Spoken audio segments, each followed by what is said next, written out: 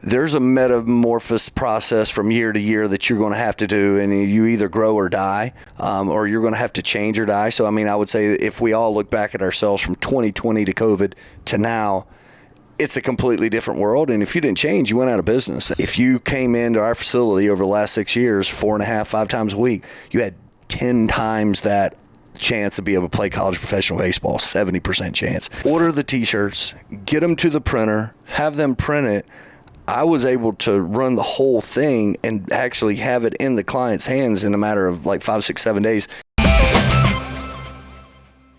Hello and welcome to Gym World Worldwide. I am coming at you live from my grandmother's basement here in Columbus, Ohio, and I invited a very special guest down into the basement with me. This week we have Chance Beam. He is the owner and operator of Titan Sports Academy, correct? It's an institution, an educational institution, and we got a lot to cover because Chance has got some interesting pieces of his business, and he's doing something that's pretty unique that I haven't heard many other gym owners do that you're going to get a lot of value out of. But before we get into that, explain what your business is for people who are unfamiliar with you.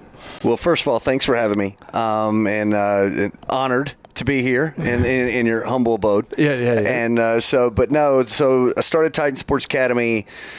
Like most people, I'm a baseball guy. Guys have gyms and, just enjoyed what I do. And a lot of people go play golf. I hear they do that in the summers, and that sounds cool. I do baseball, and that's kind of how it started. And so with that being said, Titan Sports Academy, we take kids from 8 to basically 20.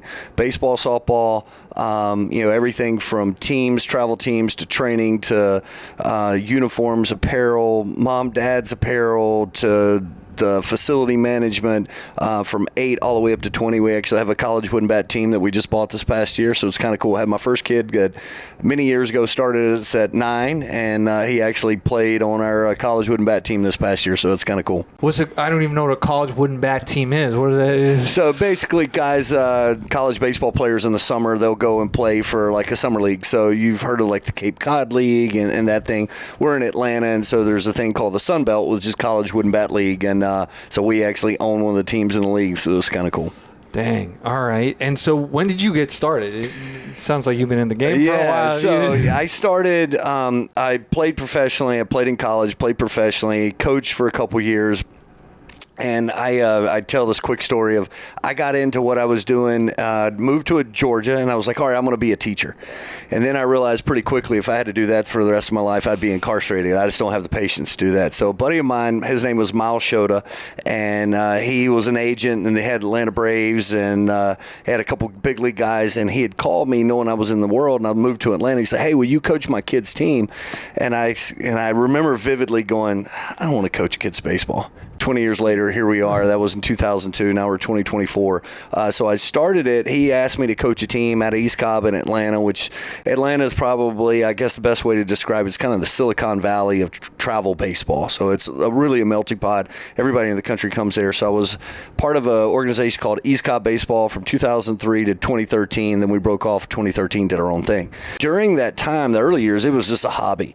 I was doing mortgage and banking, making great money, and then the mortgage market crashed. Hey, I got to figure out what you're going to do. Got a wife and kids and that type of stuff. And so jumped into it full time. And so from 2008, 2009, been doing it full time since then. And it really kind of took on a life of its own. And kind of how all this thing kind of got started. And it started with a group around, and then you're saying 2013 is when you had your first physical location? Yeah, I was part of another group from 2003 to 2013, and so when I had a regular job until 2009, I was mortgage and banking, suit and tie every day, and I was part of an organization called East Cobb Baseball, and so I had my Titans team that was in that organization, and people I ran the 16-year-old age group, and so I'd have other dads come to me like, hey, we want to do a Titan team at 12. Great, just leave me alone. Do your thing. And it grew and grew and grew to have about 9 or 10 teams. And then at 2013, I'd been at East Cobb full time doing lessons and running my teams for 3 or 4 years. It was time for us to break off. So we broke off and did our own things, and that kind of went from there and kind of grew. And did you start smaller, or because you're in a pretty big facility? Yeah, now it started at one team in 2003. Now, when we broke off, we were probably at 9 teams. now kind of moved from 2013 to now. We're roughly at 40 teams. Titan Sports Academy has became its own like umbrella, if you will. So under that umbrella, Titan Sports Academy, we have the Atlanta Braves Scout Team, we have the Texas Rangers Scout Team, we have Titans Baseball, Wahoos Baseball, Southeast Sox, and Stars Fast Pitch. So you have like all of these different brands within under the main umbrella.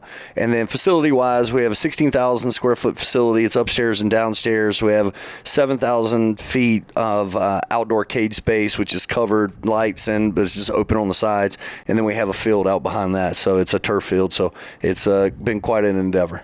And you own all that too, yeah, right? Yeah. So I'd been lucky to have some great connections and kind of figured out a way for us to buy the land and build it over time. And so, yeah, I'm the sole owner and own the property. So it's kind of cool. So we got to take a step back so you can explain to someone who doesn't own a baseball team. You just rattled off all these different teams Sure. and sub-brands.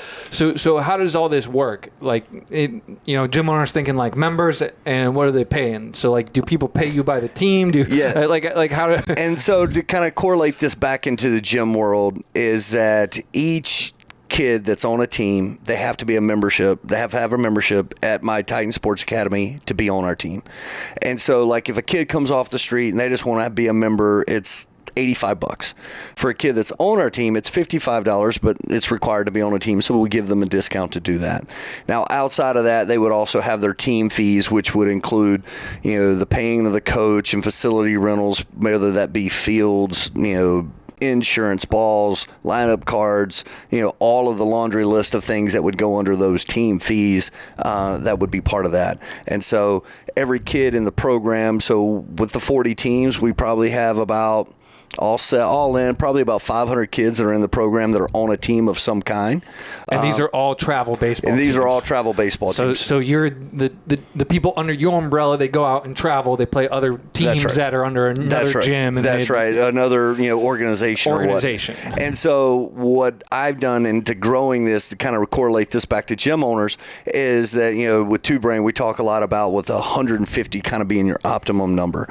And so I've got 7 full-time people that work with me. I say with me. They don't really work for me. They work with me, and they do an incredible job. I got a great staff, but each of those guys may have a different brand or have a different role within the organization, and we really lean on them and say, give them entrepreneurship where I want them to be able to make as much money as they can and give them the tools they need, whether that's facilities or equipment or access to marketing or TikTok or whatever it is, to get them the players and parents they need to help them be successful in their part of the business. So is it you said 40 teams is what you're working with now, and it's about 500 kids ranging from 8 to 20. That's right. And so like I've got one guy, he's over, example, Wahoo's Fast Pitch or Wahoo's baseball. And so he's probably got like 4 teams, and on there he's going to have about 60 kids. And as he grows that, he'll make more money. And I got another guy that he does our Ranger Scout team at Southeast Sox.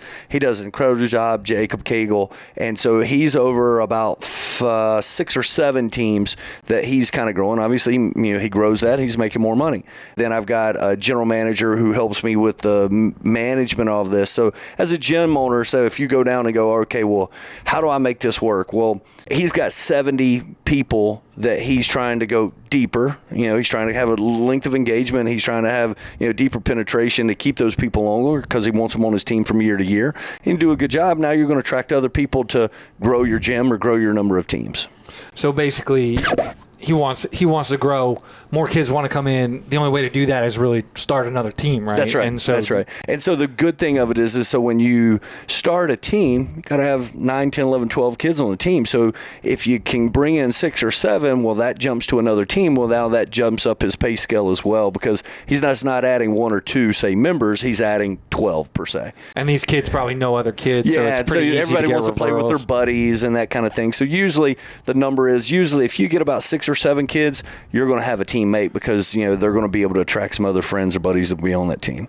And so you pay to be on the team, and then what's the actual deliverable? Are these guys training at the gym? How does all that work? And being a travel ball, they're going to start in August. So our physical year is a little weird. So it starts in August, goes to the end of July. So a kid comes in, he tries out in June or July. We kind of talk about, hey, here's the cost for the team. We set them down, and then they're going to start making those payments in August. And then, so the deliver would be, they're going to have their set practice time for the youth age group. We have a thing called the program. We have our professional coaches coach them for 9 weeks in the fall, 9 weeks in the spring. So even if they're on a team that may be a dad coach team, they're still having interaction with our best and brightest coaches, which allows them, kind of gives them some glue and keeps them in the program. So it'd be the equivalent of your gym here where they've got that superstar coach.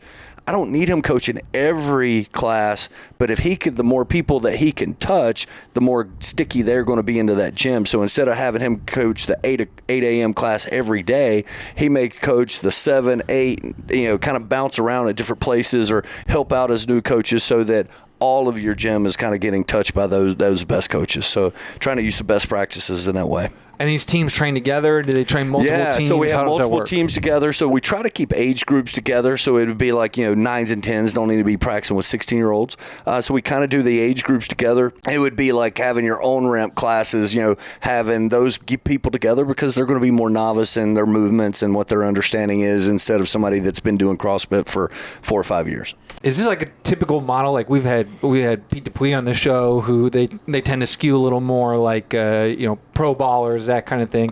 Like are there like hundreds of other gyms like this? That just have like a ton of in the travel baseball world, I would love to say that we're unique. So in Atlanta, as I said earlier, we're kind of the Silicon Valley of travel baseball, and so you've got ESCOP baseball that's been around. I was part of ESCOP for 10 years. It's been around for probably 35, 40 years now, and then you've got people all the way from California, Oregon, Texas. And so there are brands all over the country. There's larger brands that have as many as a couple hundred teams that are under their organizations, at the top. And then I would say nationally, we're probably a mid-sized brand as far as the number of teams that we have. And then there's a lot of people that only have 2 or 3 teams in an organization. So this is probably a pretty good business because once you become one of the big brands, you just sounds like you can go for 20, 30, 40 years. You can, and I think it's probably the same thing that I would say with your gym owners is what we do. There's a metamorphosis process from year to year that you're going to have to do, and you either grow or die,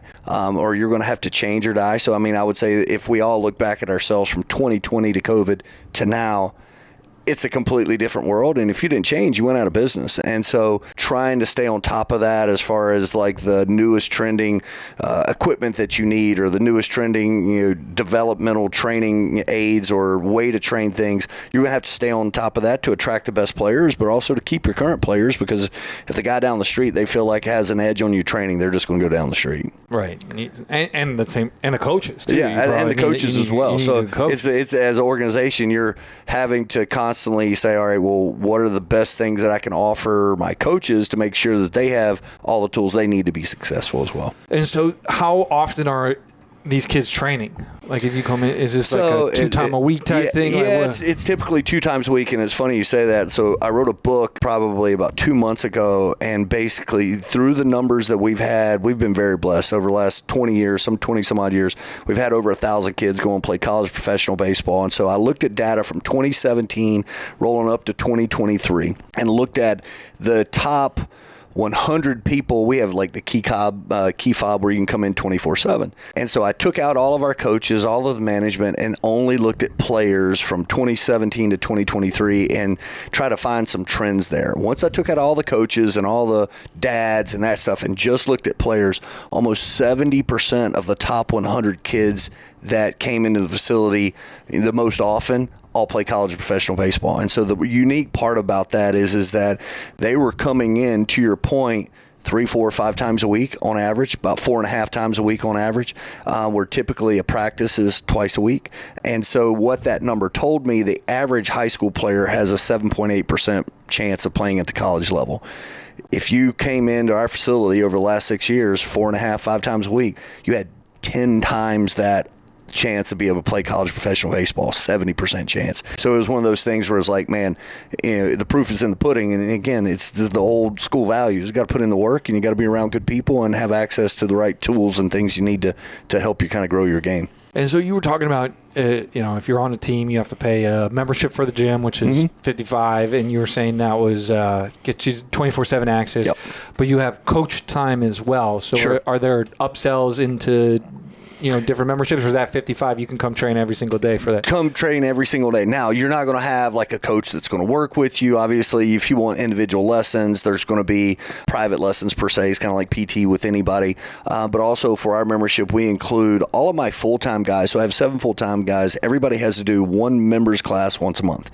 And so as a member, you get 4 free members classes a month. So you could have 4 classes per month outside of your team training that you could come in. It could be anything from, like, one of the guys actually did an online course where he gets on a Zoom call and they talk about the mental aspects of baseball and softball. It could be pitching, it could be fielding, it could be hitting, or whatever the case may be. But you have 4 of those classes a month, and then you can come in and use the facility 24/7. And is it supervised? You have coaches walking the floor or anything? Yeah, we have coaches kind of at the time that people are going to be coming. We're going to have coaches walking the floor, but they have access to, like you say, for example, a kid comes in and he says, "Hey, I want to use a pitch machine." Insurance wouldn't let me just kind of use that on their own. So they have to kind of use that during time that you can have supervised, like a coach or something. But they come in, they hit, they throw, they have full access to the facility to do all their own individual work. So what percentage of the revenue comes from team stuff? So from our overall number, I would say that probably 90 to 95% of our business comes from team stuff. And so what I mean by that is that we do have people off the street. So of our 500 members, I probably got 35 that are not on our team, and they play somewhere else, but they come and use our facility. And then there's a lot of people that maybe they played on our team and they went somewhere else, but they still have their membership. I'm not going to cancel it, but they want to keep their membership and they use the facility. So you probably throw in another 40 there. So of the 500, you're going to say 75. What is that? Maybe... What is that, 15, 17, 18%, somewhere around there? Total number of people that we don't do that type of math on the show. You don't want to do that live. So at any rate, my point of it is that a large number of those people are on the team. And so what we looked at is, so I've got these core number of people. There's going to be these revenue streams that people are they're always going to need. Like, they're going to need a uniform. Mom, dad are going to want a hat. They're going to need private lessons. They're going to want camps. They're going to obviously have team training. You're going to need fields. You're going to need insurance. You need balls. And so all of these things that kind of, some are built into the team fees, but other things that are just natural needs that a travel player is going to want to have as far as private lessons, camps, memberships, all of and access to facilities. And so what we looked at it on our model using kind of the good to great, the hedgehog concept is I want to be really, really good at facilitating teams, and anybody that's on a team be able to service as many of those needs as we possibly can. Hey gym owners, are you looking for a way to generate more leads, close more sales, and increase client retention? Introducing Kilo. We are a software company that gives gym owners the tools they need to increase revenue and run a successful gym. With Kilo, you get a beautifully designed website to capture more leads, an integrated marketing automation platform to increase sales, and our gym management software so you can add new client memberships, process payments, and organize your class schedule. If you're ready to upgrade your gym management software, book a call at usekilo.com. So when you were saying 90, 95%, that was just of all your membership revenue, that Yes. piece, but not of the whole gym itself, because you do a bunch of other, you do private and training so camps. of all of those things, so for example, it's kind of hard to say, well, I would say that 95% of all of our revenue is probably coming from our teams or our people on our team. So for example, if a player's on our team, he's going to have a membership, he's going to pay his team fees. We're going to do, instead of having some outside group do our uniforms, we do our own uniforms. Somebody, if mom and dad wants a hat or a t-shirt, we do that. We obviously have coaches on staff that do private lessons. We have coaches on staff that do our camps. So we're trying to be at the end of all of those needs that anybody that's on our teams can, instead of them having to go somewhere else. And so I don't tell our people they have to go to our instructors or they have to, but we want to try to be at the end of that. If we're doing a really good job, it makes it just really easy. They can drop him off of practice. After practice, he can hop in with a private lesson, so mom can go and buy groceries or run errands and then just pick them up when they're done. So let's talk about that, because that was the reason why I asked ahead of time, who do we have on the show, and you came up because you essentially built a retail business within your gym, and not just like buying T-shirts from a vendor and reselling them. Like you actually make it, like screen print the T-shirts and the uniforms in your thing. So talk a little bit about how you built that revenue stream and how it works. So it kind of, I think all things in as an entrepreneur, many times we have problems and we just look at it and we're trying to solve them. So for example, I go back 7-8 years ago, I would, mom or dad would be like, hey, I want a T-shirt, I want a hat. And I'm like, I don't know how to do that. And then so I would order some T-shirts like we all do and hope that they're going to sell. I would send them out and say, hey guys, we got the T-shirts in, you want to buy them? And people would buy like 3 or 4. And then I would be sitting with all this inventory and go, oh, shit, like, what am I going to do with this stuff? It's like old or like it's the right T-shirt and the right thing, but it's the wrong size, or it's, they want a different logo. And it was just like, man, I'm never going to get this right. And so I'm from Charlotte, North Carolina originally, or that area of North Carolina. And so we would go, our version of the Redneck Riviera is we would go to Myrtle Beach when I was a kid. And I can remember as a kid, like seeing the huge wall with all these different logos. And I'm like, all right, here's my white T-shirt and I want number 37 on my T-shirt. And it was like this big, heavy vinyl stuff that as soon as you put it on, you're sweating and it's way down the T-shirt. The Hanes Beefy Tees. Oh, yeah, Hanes Beefy Tee, you got it. And they would press that thing on there and it would be cool for about a time or two and then you wouldn't wear it. It was too heavy. But I was like, I'm old, so that was like 30, 40 years ago. There's got to be better. So I started like making some phone calls just in the afternoon, like there's got to be a better way. And the guy goes, yeah, actually there's a thing called screen print transfers. I was like, well, what is that? It was basically, for a lack of better words, the company is called Screen Print Transfers. Transfer Express is one we use quite a bit. I don't make anything, call them, they do a great job. You literally go out there, put your artwork in, they print them, for a lack of better words, on like wax paper. Comes to you, get a heat press it on the shirt, you're done. And so I started kind of rolling in my head. I went back and looked that we had spent like $19,000 just on screen print the previous year, just on T-shirts for like jerseys and practice jerseys or whatnot. And I'm like, so my organizations obviously were Titans and we got a lot of different brands, but I was like, how many times did they print the same exact thing? And I printed it different times throughout the year, and you don't have to do the artwork, but you got to do a setup cost every single time. And so it was like, man, there's a lot of waste there. And I was like, if I bought 200 of the same thing, are they going to like expire? And they're like, no, they don't really expire. You just need to keep them in a dry place. And so the first couple times we did it, I bought a heat press and came in and, Under Armour is one of the big things that we use, and that Locker T material is like really heat sensitive. I didn't know what I was doing. I like melted it the first couple times, straight through it. Yeah, straight through it, and it's like, oh my god, I'm gonna mess this up. So over time, you kind of figure out the artwork part of it, but basically, it started from out of necessity. Like, there's got to be a better way, because all of our clients, they want to buy a T-shirt, they don't want to wait 4 weeks. Like, trying to get somebody to do a pre-order is great and cool, where, yeah, I'll give you the $20, great, it shows up, great, that's fine. But if I can get them a T-shirt now, why are convenience stores so they're one on every corner in every part of the United States? Because when people want the Snickers bar, they want it now. And if they're driving down the road and have to think about, that's fine, I don't really need that Snickers bars, I'll go home. Whereas if you have it, oh yeah, you want that T-shirt? We got a size, boom, here you go, $20, fine. And $20 has became that kind of easy number to dole out. And when we were talking about this early, I was just on the way up in the elevator, I was thinking, okay, I quickly went to Facebook Marketplace, and just here in Columbus, there were 7 heat presses for $100. And then I know, and everybody's, it's going to cost so much to start doing this. Really not. I mean, $300-400, you're in, and so on. And everybody has their logo. They already have that done.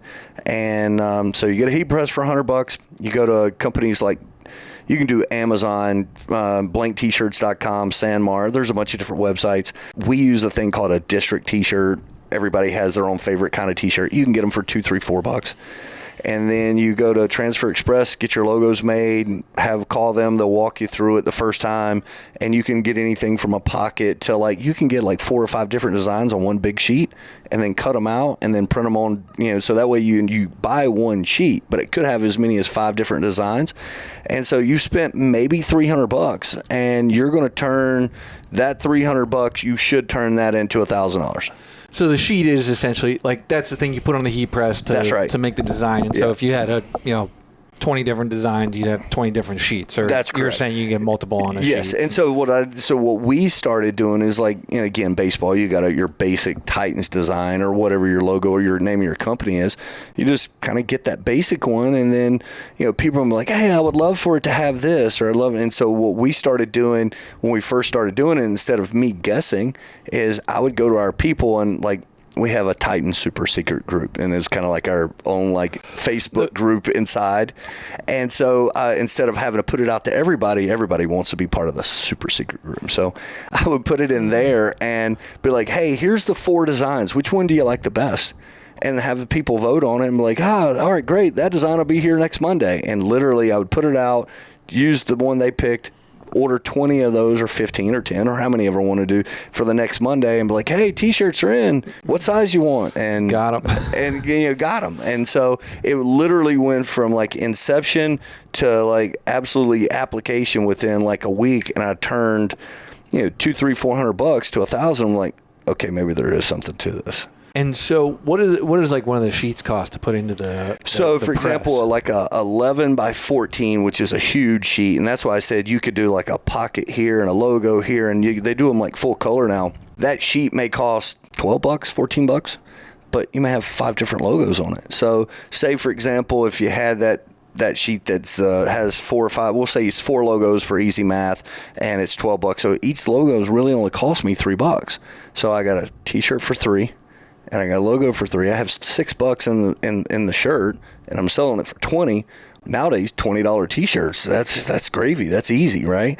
And let's face it, are they going to wear that every day for a month? No, they're going to wear it probably 8, 9, 10 times, and it'll get thrown away, or they'll use it to wash down their car or whatever. But they got exactly what they wanted. It has your logo on it, and it's a win, win, win, win. All you need to do is really, or you don't have to worry about the sizing. You're just worrying about the logos. That's right. And is there like a minimum order? How quickly they turn that stuff around? Yeah, I mean, so like I said, you could order it on a Monday. It would be there by maybe Friday or maybe Monday, Tuesday of the next week. So by the time I would be able to take orders, order the T-shirts, get them to the printer, have them print it, I was able to run the whole thing and actually have it in the client's hands in a matter of like 5, 6, 7 days. And that's from like inception to there. So what we do is, again, we got more clients, we got more brands, but we may have like black, white, royal, red. Those are our basic kind of shirts. Colors. And we've kind of grown. We now have like a locker tee, you've got a basic district tee, or you got a Canva tee, whatever you want to call it.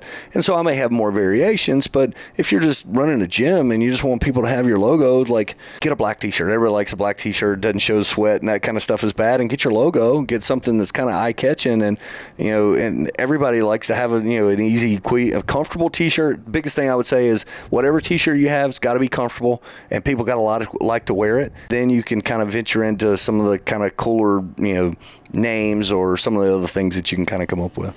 And you're saying all you got to do to make these is just be able to put the shirt on the press straight, right? Like literally, it literally is put. I got fired, as we were saying earlier. I got fired from my own company because we'll say I'm not exactly attention to detail, but you just put the shirt on there, line up your press and kind of get it straight, and there's like a cover sheet that you put on it so that it doesn't melt to the top. I mean, it's literally 20, 30 seconds, you're done. You're also making custom hats too. Yeah. You're telling me. How does that work? And so I actually, through the process of going through the T-shirts in the baseball world, everybody's got a hat. Everybody needs a jacket or a coat or a bag or something with embroidered. And so I was like, let me interested in that. So I had sent a bunch of stuff to an embroidering company, and it was taking me like 4 to 6 weeks to get everything done. I'm like, this crap. And then I looked at what I was paying and the time, and I'm like, maybe I could get a machine. Well, an embroidery machine is like $10,000 for a single head machine. And when I bought it, and I was like, what's the resale value? So if I can't use this thing, can I sell it? And they're like, yeah, they hold their value. So I spent the $10,000, and within 6 months, I probably made $60,000 off of that embroidery machine. So hats are a big one, trucker hats. So the biggest profit margin thing that we sell within our organization is the trucker hat. And I mean, it is what it is. So you buy a trucker hat from The Game, Richardson, it's going to be $4, $7, $8. You embroider it. You got the cost of machine, but you're going to sell it for $25 easy. I mean, like this hat's a Under Armour hat, so you're going to sell it for $29.95, and so you have maybe $7-8 in there, so the margins are great. But the biggest thing is that clients, for the most part, they want what they want, and they want it now. They don't want to have to wait. And so, somebody needs a hat. All right, we'll make a hat. And then, I'm kind of a smart ass, I guess. And so I always come up with like some stupid little comments or whatnot. Secret group and secret hats. There you go. Anyway, we started coming up with like, little catchphrases or things you find yourself saying or stuff like that, and kind of put it on a hat and kind of been a stick as well. And so what kind of numbers are you doing from all your retail ops here? Across the board, we're probably doing right around $400,000 of gross sales of just apparel. And that's from what were you doing before you were doing this in-house? So before we were doing this in-house, everything was out. So like I had a group come in and they were doing all of our uniforms. So basically my hands were off of it. You buy your uniforms from this guy. I told him what we wanted to do. He handled all the sizes and all the stuff. But the problem was that when he messed up, I was still getting yelled at. And I'm like, well, if I'm going to get yelled at, I should at least be like making some of the money. And so then that's kind of what made me dive into that world of kind of doing the uniform stuff. And so I would say the thing that we sell the most with a number of teams is obviously the uniforms. And then, with the uniforms, it's going to be the spirit wear and practice shirts and hats and T-shirts and to mom, dad, uncle, aunt, and the other stuff. So what percentage of that, of the 400, comes from the uniforms? I would probably say, we'll say 300. I would probably say comes from the uniform to probably 285, 275, somewhere in that ballpark. Okay, so if you're like a average gym owner with 500 members, you think it's realistic they could do 10,000? Oh, yeah. So if you had, I would say, if you had a 100-member gym. Think of it this way. If I have a 100-member gym and I had quick access to hats and T-shirts, we'll just say T-shirts, take hats out of the equation. If I just could I probably sell everybody a T-shirt twice a year? I would say so. Well, that's going to be, what is that? 2 times 100. That's going to be 200 times another 200. So you easily would be able to do 4,000 or 5,000 just at the blink of an eye. And that's on $100 investment, because the only thing you really have in that investment would be a heat press.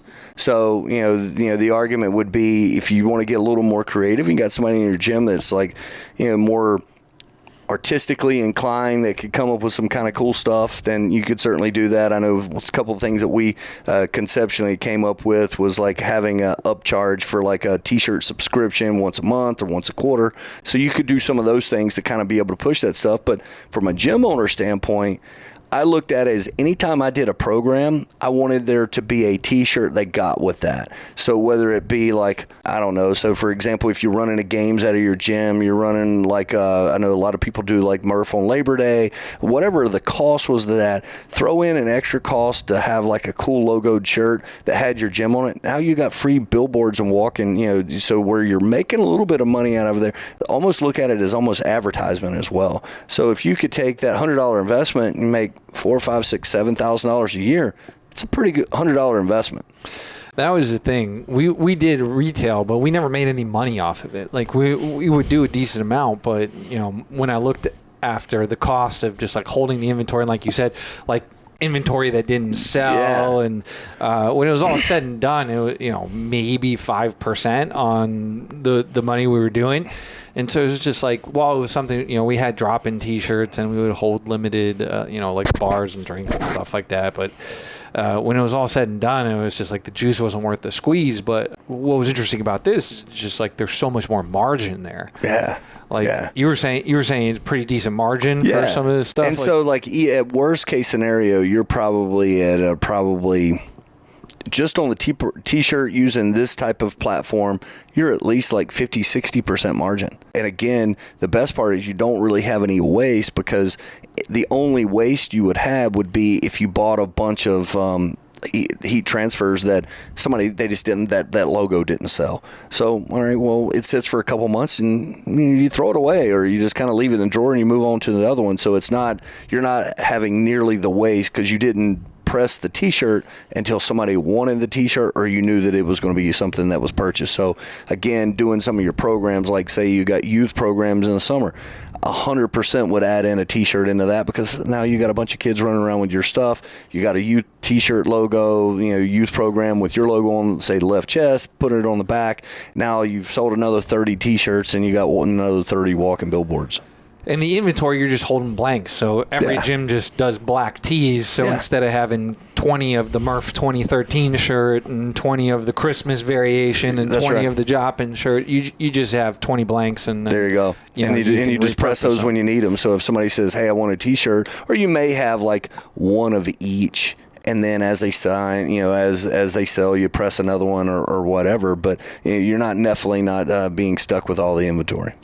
And for a sports performance gym where you're dealing with kids, it seems like a no-brainer. Absolutely. Because, again, walking billboards, and then especially when you're doing anything with programs, let's face it, everybody likes having a T-shirt, and it feels like they got something. And so anything that you're programming a program, meaning, all right, here's a cost for this, throw in extra. Even if you did it at your cost, it's still going to be $10, and you're still making money at $10. It's nice. Like, we always thought of it, like, again, we didn't make any money off of our retail, but we always thought of it as like a marketing expense. Sure. And being in New York, we had a gazillion drop-ins. So it's like we want to get the logo out so people see, they know the brand.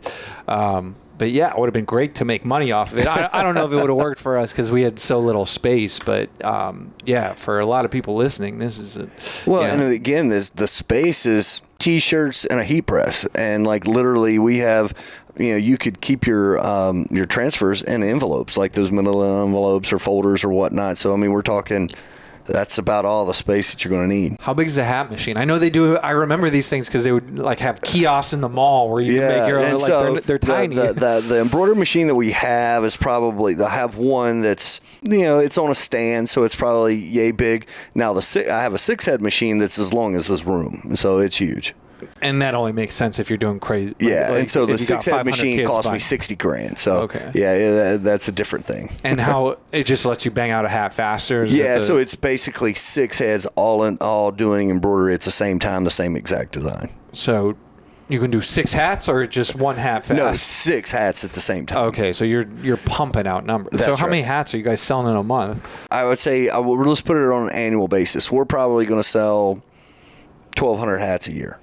So you get the machine going. And do you do stuff for other people now? Like, so we've got other gyms and baseball people coming at you? So actually we have a CrossFit Garage. We've done some stuff for them. We've got other little local high school teams and Spirit Wear and that type of stuff that we've now kind of ventured into just because you have the equipment. So why not do it? And I have the benefit of the overhead's already paid, so I could put it at a pretty good margin and still make money.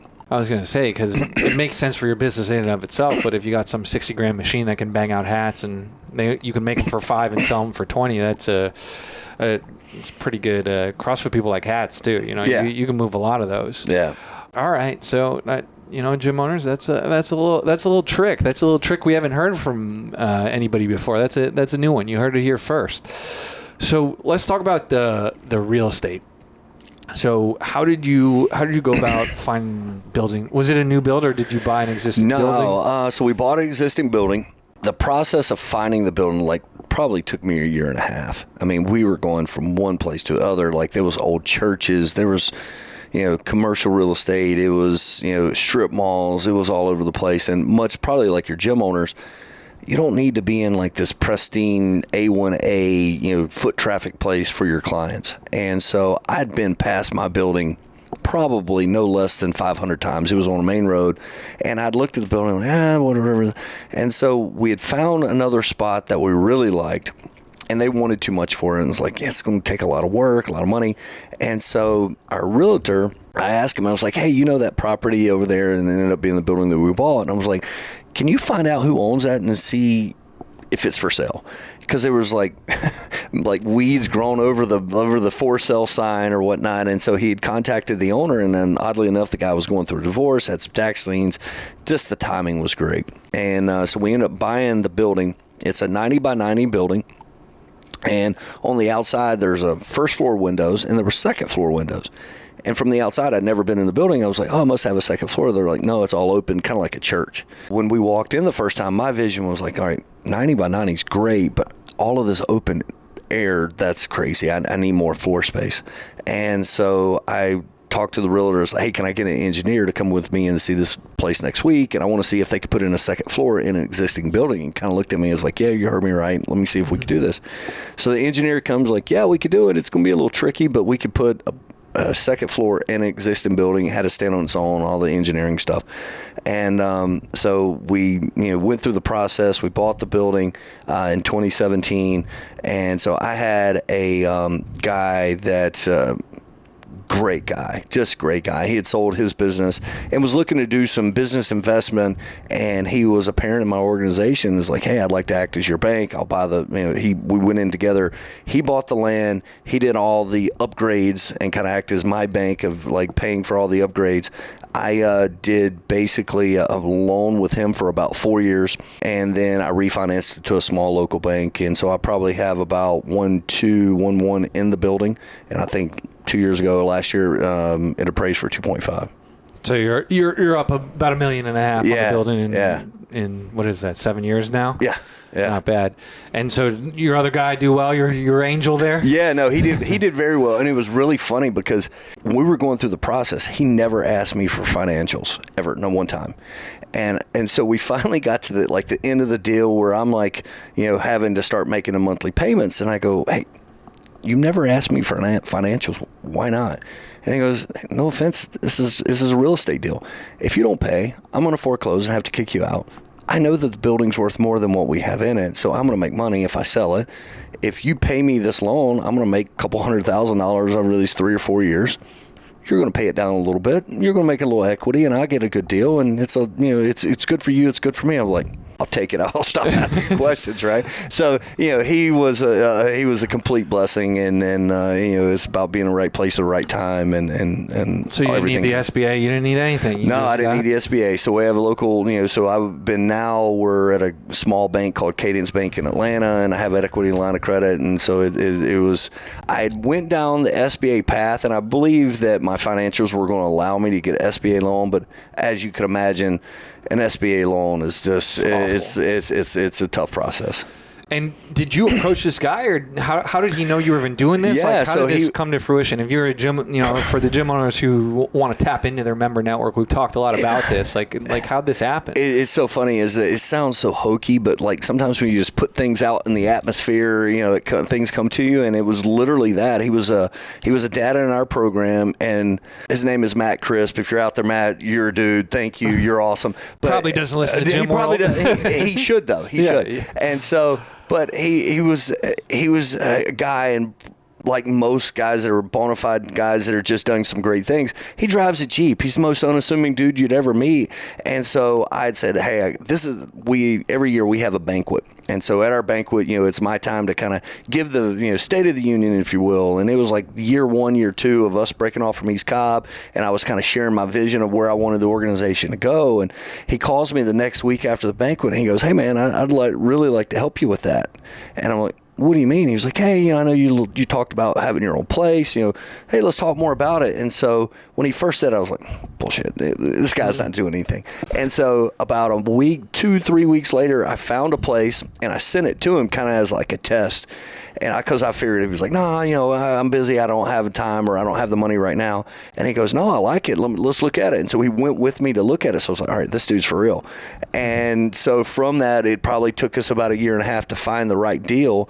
And, he was, we worked together in large part of like, hey, this is what I want to do, and how can we make the budget work and all that stuff. So it was a blessing. But to your point of gym owners, putting it out in the atmosphere sounds like this weird hokey thing, but it's real. It could land on the right set of ears that say, hey, that's a good opportunity for me as well.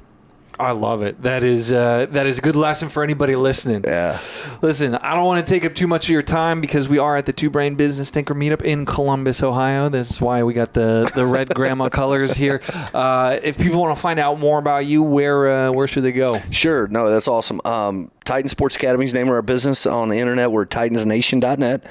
We're Titans Sports Academy Instagram, Facebook, TikTok, Titans Nation. But no, I'd love to have you guys. And if you ever need anything, reach out. Be happy to help any way I can. Chance, this was awesome, man. Thanks for helping everybody out. And Absolutely. Gym World, if you enjoyed it, be sure to like and subscribe and leave a comment and share it with a gym owner in need, because, finding unique ideas like how to make more money with retail is hard to do. And we do it for you for free every week.